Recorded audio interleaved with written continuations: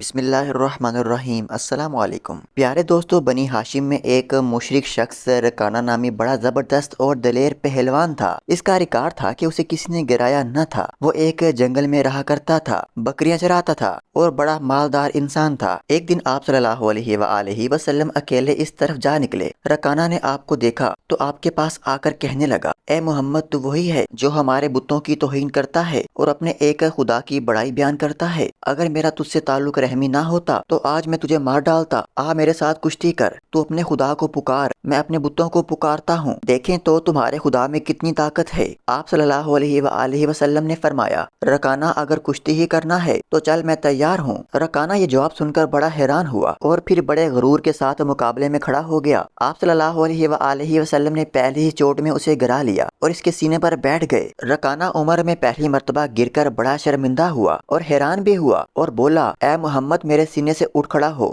میرے بتوں نے میری طرف دھیان نہیں کیا، ایک بار اور موقع دو اور آؤ دوسری مرتبہ کشتی کریں۔ آپ صلی اللہ علیہ وآلہ وسلم سینے سے کھڑے ہو گئے اور دوبارہ کشتی کے لیے رکانہ بھی کھڑا ہوا۔ آپ صلی اللہ علیہ وآلہ وسلم نے دوسری مرتبہ بھی رکانہ کو پل بھر میں گرا لیا۔ رکانہ نے کہا، اے محمد، معلوم ہوتا ہے آج میرا بت مجھ پر ناراض ہے اور تمہارا خدا تمہاری مدد کر رہا ہے۔ خیر، ایک مرتبہ اور آؤ، اب کی دفعہ بت میری ضرور مدد کریں گے۔ آپ صلی اللہ علیہ وآلہ وسلم نے تیسری مرتبہ بھی کشتی منظور فرمائی اور تیسری مرتبہ بھی آپ صلی اللہ علیہ وآلہ وسلم نے اسے بچھاڑ دیا۔ اب تو رکانہ بڑا ہی شرمندہ ہوا اور بولا، اے محمد، میری ان بکریوں میں سے جتنی چاہو بکریاں لے جاؤ۔ آپ صلی اللہ علیہ وآلہ وسلم نے فرمایا، رکانہ، مجھے تمہارے مال کی ضرورت نہیں، ہاں مسلمان ہو جاؤ تاکہ جہنم سے بچ جاؤ۔ وہ بولا، یا محمد، مسلمان تو ہو جاؤں مگر شرم آتی ہے کہ لوگ کیا کہیں گے، اتنا بڑا پہلوان شکست کھائی اور مسلمان ہو گیا۔ آپ صلی اللہ علیہ وآلہ وسلم نے فرمایا، تو تیرا مال تجھ کو مبارک۔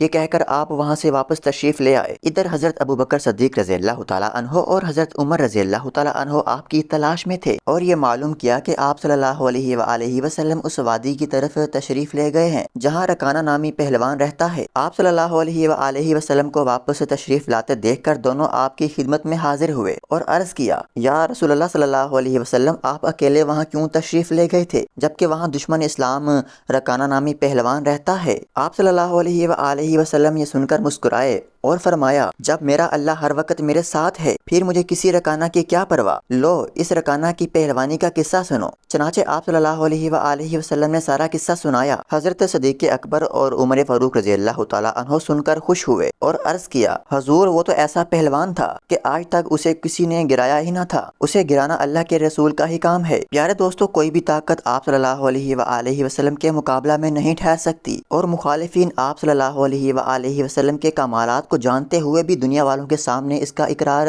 نہیں کرتے۔